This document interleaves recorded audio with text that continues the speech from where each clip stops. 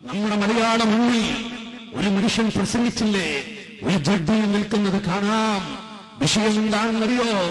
പാവപ്പെട്ട ഒരുപാട് യതീമക്കളെയും ആലിമീങ്ങളെയും ഒക്കെ വളർത്തിക്കൊണ്ടിരിക്കുമ്പോ അതിനൊരു കുപ്രചരണം ഉണ്ടാക്കി സഹിച്ചു. ജയിലറയിലേക്ക് CBIയുടെ ഓഫീസിലേക്ക് കൊണ്ടുപോകുമ്പോ അവിടുന്ന് കൊണ്ടുപോകുമ്പോ യാതൊരു വിഷമമില്ല, ഹിമ്മത്തിൽ സന്തോഷത്തോടെ പോകുന്നു. അപ്പോഴാണ് പ്രിയപ്പെട്ട അവിടുന്ന് പണ്ഡിതനെ കുറിച്ച് പ്രഭാഷണം നടത്തുന്നത്. നാളത്തെ പത്രത്തിൽ ഒരു ജഡ്ജിയിൽ നിൽക്കുന്ന ഫോട്ടോ കാണാം, ഒരു താടി വെച്ചവൻ. പക്ഷേ പിറ്റത്തെ ദിവസം പത്രം എടുത്തു നോക്കുമ്പോ അവിടുന്ന് ഓഫീസിൽ നിന്ന് പുഞ്ചിരിച്ചിറങ്ങുമ്പോ പത്രക്കാര് പെരുക്കുകയാണ്, അമ്പരന്നിരിക്കുകയാണ്. പത്രത്തിലുള്ള ആളുകളൊക്കെ തിരിച്ചുപോയി പത്രപ്രവർത്തകര്. എന്താണ് ഈ മനുഷ്യൻ ഒരു ഓഫീസിൽ നിന്ന് CBIയുടെ ഓഫീസിൽ നിന്ന് ഇറങ്ങുമ്പോ ചിരിച്ചിട്ടാണ് വരുന്നത്? ആ നിലക്ക് പക്ഷേ ഇവിടെ സന്തോഷിക്കാൻ കാത്തിരിക്കുമ്പോ വല്ലാത്തൊരു അലർജി. സമാസത്തിൽ വിവരമില്ലാത്ത ഒരു വിവരവുമില്ലാത്ത ആളുകള് കടയിലൊന്നും പെട്ടിക്കടയൊന്നും നാട്ടിലും എവിടെ സ്ഥലത്തും ബസ്സിലും ടാക്സി കാറിലും അതും ഓട്ടോറിക്ഷയിൽ പോകുമ്പോ കണ്ടില്ലേ അമൂല്യര് ചെയ്തത്? അമൂല്യ ചെയ്ത് കണ്ടില്ലേ? അങ്ങനെ പറഞ്ഞുകൊണ്ട് എവിടെയും നിസ്വാർത്ഥരായ പണ്ഡിതരെ കുറിച്ചായിരിക്കും വാക്കുകള്.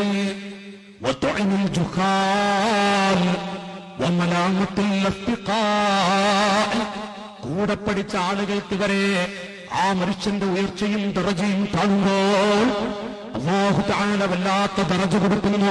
പല ഭാഗത്തേക്കും ആ മനുഷ്യൻ പറക്കുന്നു. പല രാഷ്ട്രത്തിലേക്കും അല്ലാഹുവിന്റെ അനുഗ്രഹം കൊണ്ട് ദീനിയായ പ്രവർത്തനത്തിന് വേണ്ടി ഇറങ്ങിത്തിരിക്കുന്നു. ഇന്നത്തെ പത്രത്തിൽ കണ്ടില്ലേ, അവിടുന്ന് മിസ്രിൽ ഈജിപ്തിൽ ചെന്നുകൊണ്ട് വലിയ പണ്ഡിത സഭയിൽ കേരളത്തിലൊരു പണ്ഡിതൻ ഇരിക്കുന്ന രംഗം ഓരോ ഭാഗത്ത് ചലിക്കുമ്പോഴും അവിടുന്ന്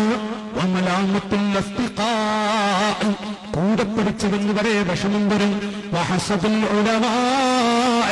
മറ്റു ആലിമീങ്ങൾക്ക് വല്ലാത്ത അസൂയ വരും. എന്താണ് നമ്മെപ്പോലെയുള്ള ദർശനം പഠിച്ചൊരു മുസ്ലിയാര് ഈ നിലക്ക് പറക്കുന്നത് കാണുമ്പോ വല്ലാത്ത അലർജി വരുന്നതാണ്. ഈ 4 വിഷയത്തിലും ഒരു പണ്ഡിതനെ ഞാൻ ക്ഷമിച്ചുകൊണ്ട് നടന്നാൽ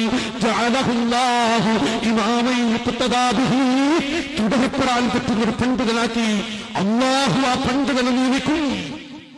നാട്ടുകാരെ, ഞാൻ ഇവിടെ പറയുന്നത് എന്തൊക്കെയാ കേൾക്കുന്നത്? ബഹുമാനപ്പെട്ട ശാഫിഈ ഇമാം തൊട്ട് അഹ്മദ് ബിൻ ഹംബൽ തങ്ങൾ തൊട്ട് മാലിക് തങ്ങൾ തൊട്ട് 4 ഇമാമികൾ 4 ഖലീഫമാർ ത്യാഗം സഹിച്ചു. പക്ഷേ ദീനിന്റെ കടിഞ്ഞാൻ പിടിക്കുന്ന കേരളക്കരയിൽ, ഇന്ത്യയുടെ മണ്ണിൽ ദീനിന്റെ കടിഞ്ഞാൻ പിടിക്കുന്ന ഒരുപാട് കേട്ടുപോയി കള്ളുകുടിയനാണ്, വിദേശമദ്യം പഠിക്കുന്ന ആളാണ്. സുബ്ഹാനല്ലാഹ്, 4ഉം 5ഉം കൊല്ലം അവിടുന്ന് പഠിപ്പിച്ച് ചോറ് കൊടുത്തുകൊണ്ട് പഠിപ്പിച്ചു പോയ കുട്ടികളെ കൊണ്ടുവരെ വിദേശ മദ്യം കുടിക്കുന്നവനാണെന്ന് പറയിപ്പിച്ചില്ലേ, വ്യഭിചാരിയാണെന്ന് പറയിപ്പിച്ചില്ലേ? അവിടുന്ന് ക്ഷമിച്ചുപോയി. നാട്ടുകാരെ, ഒരു പണ്ഡിതൻ മഹാനായ ശൈഖുന കാന്തപുരം ഉസ്താദ്, അല്ലാഹു ദീർഘായുസ്സ് കൊടുക്കട്ടെ, ഒരു ബുദ്ധിയുള്ള മനുഷ്യൻ. ഞാനൊരു മദ്ഹിലേക്കല്ല കിടക്കുന്നത്. ഞാൻ ഈ ഹദീസ് എന്ന് പറഞ്ഞപ്പോ ഒന്ന് പറഞ്ഞുപോയി എന്ന് മാത്രം. ബുദ്ധിയുള്ള ആളുകൾ, നിഷ്പക്ഷമതികളായ ജേഷ്ഠാനുജന്മാരെ, ഒന്ന് ചിന്തിച്ചു നോക്കൂ. എത്ര യതീമക്കളെയാണ് വളർത്തിയത്? ആയിരക്കണക്കിന് കുട്ടികൾ ഉപ്പ എന്ന് വിളിക്കുന്നില്ലേ? ഒരു പെരുന്നാൾ ദിവസം മുഹമ്മദ് മുസ്തഫ നബി സല്ലല്ലാഹു അലൈഹി വസല്ലം അവിടുന്ന് ഇറങ്ങിത്തിരിക്കുന്നു. പള്ളിയിൽ നിന്ന് ഇറങ്ങിത്തിരിക്കുമ്പോ ഒരു ചെറിയ കുട്ടി, ആ കുട്ടി അവിടുന്ന് കീറിയ കുപ്പായം ധരിച്ചിരിക്കുന്നു. മാത്രമല്ല നല്ലൊരു ഭക്ഷണം കുടിച്ചിട്ടില്ല. ആ കുട്ടി ഇരുന്നിട്ട് കളിക്കുന്ന മക്കളെ നോക്കി റോഡരികിലിരിക്കുമ്പോ, മോനെ എന്താണ് നിങ്ങൾ കളിക്കാൻ പോകാത്തത്? എന്താണ് നിങ്ങൾ അങ്ങോട്ട് കളിക്കാൻ പോകാത്തത്? എന്താണ് മോനെ? ആ കുട്ടി എഴുന്നേറ്റുകൊണ്ട് പറഞ്ഞു, പെരുന്നാളാണ്, ബാപ്പയില്ല എനിക്ക്, ഉപ്പ ഉണ്ടെങ്കിൽ എനിക്ക് ചോറ് തന്നിരുന്നു. എനിക്ക് ഉപ്പയില്ല, ഉമ്മയില്ല. ഈ പെരുന്നാളിന് ചോറ് കിട്ടിയിട്ടില്ല. ഒരു കുപ്പായം എനിക്ക് ആരും തന്നിട്ടില്ല. ഈ വാക്കങ്ങ് പറഞ്ഞപ്പോ റസൂലുള്ളാഹ് ആ കുട്ടി അടച്ചു കൂട്ടിക്കൊണ്ട് അൻ അകൂന അബല്ലക് വആയിഷതു ലക ഉമ്മാ വഫാത്തിമതു ലക ഉഖ്താ. മോനെ, ഞാനാണ് നിന്റെ ഉപ്പ, ആയിഷ നിന്റെ ഉമ്മയാണ്, ഫാത്തിമ നിന്റെ പെങ്ങളാണ്. ഇത് പറഞ്ഞുകൊണ്ട് ആ കുട്ടിയെ കൊണ്ടുപോയി ആയിഷ, എന്റെ പൊന്നുമകന് നല്ല ഭക്ഷണം കൊടുക്കുക, ഞാൻ എന്റെ കുട്ടിക്ക് നല്ലൊരു വസ്ത്രം കൊണ്ടുവരാം. നല്ല ഭക്ഷണം കൊടുത്തുകൊണ്ട് അവിടുന്ന് റസൂലുള്ളാഹി പോയി വസ്ത്രം കൊണ്ടുവന്ന് കൊടുക്കുന്നു. ആ കുട്ടിയെ ധരിപ്പിച്ചുകൊണ്ട് മോനെ പോയി കളിക്കണം, എന്റെ കരളെ ആ കുട്ടികളുടെ കൂടെ കളിക്കണം. ഓടിച്ചെന്ന് പിഞ്ച പെയ്തത് ഇന്നീ റഅയ്തു അബൽ ഖൈറൻ മിൻ അബീ വഉമ്മൽ ഖൈറൻ മിൻ ഉമ്മീ വഉഖ്തൽ ഖൈറൻ മിൻ ഉഖ്തീ. എന്റെ ഉപ്പാനെക്കാളും മരിച്ച ബാപ്പയെക്കാളും നല്ലൊരു ഉപ്പാനെ ഞാൻ കണ്ടു, എന്റെ ഉമ്മയെക്കാളും നല്ലൊരു ഉമ്മയെ കണ്ടു. അതാ നിൽക്കുന്നെന്റെ ഉപ്പ. റസൂലുള്ളാഹിനെ നോക്കിയിട്ട് ഉപ്പാ, അവിടുന്ന് കുട്ടി അങ്ങ് വിളിച്ചില്ലേ?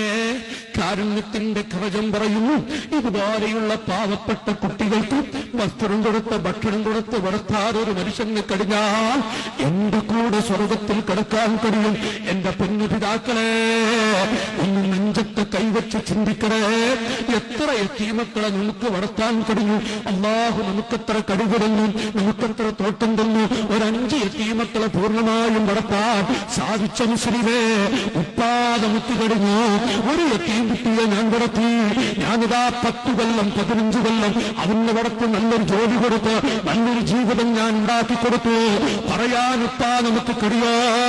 ആയിരക്കണക്കിന് യതീമക്കളെ പൊന്നുപോലെ വളർത്തിക്കൊണ്ട് ഈ കേരള മണ്ണിൽ, ഇന്ത്യയുടെ മണ്ണിൽ നാനാഭാഗത്തും ദീനിന്റെ ഷിആറുമായി ഇറങ്ങി വിട്ടുകൂടെ നോക്കിയാലും പഠിച്ചവരെ എന്റെ ഉപ്പാക്ക് സ്വർഗം കൊടുക്കണേ അല്ല, നിസ്കാര ശേഷം എന്റെ ബാപ്പാക്ക് സ്വർഗം കൊടുക്കണേ അല്ല.